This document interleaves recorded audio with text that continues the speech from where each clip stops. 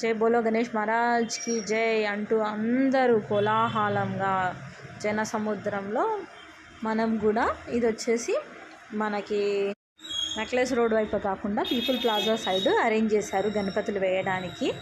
So అక్కడ cranes arrange చేశారనమాట. అటు సైడ్ వెళ్ళాం మేము ఈసారి. ఎప్పుడు నెక్లెస్ రోడ్ పైన అనమాట. ఈసారి గవర్నమెంట్ అటు సైడ్ మనకి ఏర్పాట్లు చేశారు. మా గణపతిని క్రెయిన్లో కూర్చోపెట్టారు చూడండి. ఇక్కడ పెద్ద గణేశుడు ఉన్నాడు, వెనుక సైడ్ మన గణపతి ఉన్నాడు. ఫస్ట్లో చూపించాను క్లిప్పింగ్లో. సో అందరూ అక్కడ ఉన్న జనాలందరూ వాళ్ళ గణపతులు చూసుకుంటారు. జై బోలో గణేష్ మహారాజ్కి జై జై అని అంటూ పిల్లలేమో చిన్నపిల్లలేమో అందరూ ఏడుస్తూ ఉన్నారు.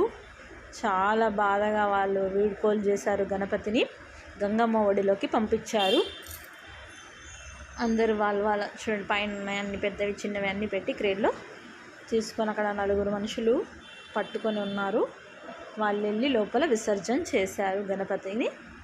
ఇలా గణపతి నిమజ్జనం మాది అయిందండి. సో ఇక్కడ మనం తీసుకెళ్ళిన ఆకులు అవన్నీ వాటర్లో వేయకుండా ప్లాస్టిక్ కవర్స్ అవన్నీ అవాయిడ్ చేయండి.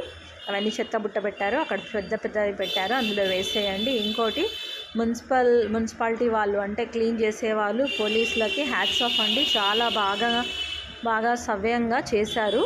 ఇంకోటి అక్కడ సెల్ఫీస్ అవన్నీ మన గణపతితో సెల్ఫీస్ ప్రసాదాలు కొంచెం అంటే ఎక్కడెక్కడ పెద్ద వెహికల్స్ ఉన్నాయి అక్కడ కాకుండా పక్కకి వెళ్ళి పంచుకుంటే బాగుంటుంది. ఎందుకంటే అక్కడ ఒక డ్యూటీలో ఉన్న లేడీ వచ్చేసి మైక్లో బాగా అరుస్తున్నారు, సెల్ఫీలు తీసుకోవద్దు, ఈ కలర్ డ్రెస్సు, ఈ కలర్ బండి, పక్కకి వెళ్ళండి అని. మనం అలా మన సైడ్ నుంచి మనం కరెక్ట్గా చేసుకుంటే వాళ్ళకు కూడా ఇబ్బంది ఉండదని నా ఉద్దేశం అండి.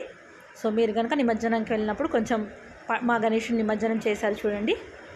ఏదో నిమజ్జనం అయిపోయింది మన గణేశుడు. Thank you for watching.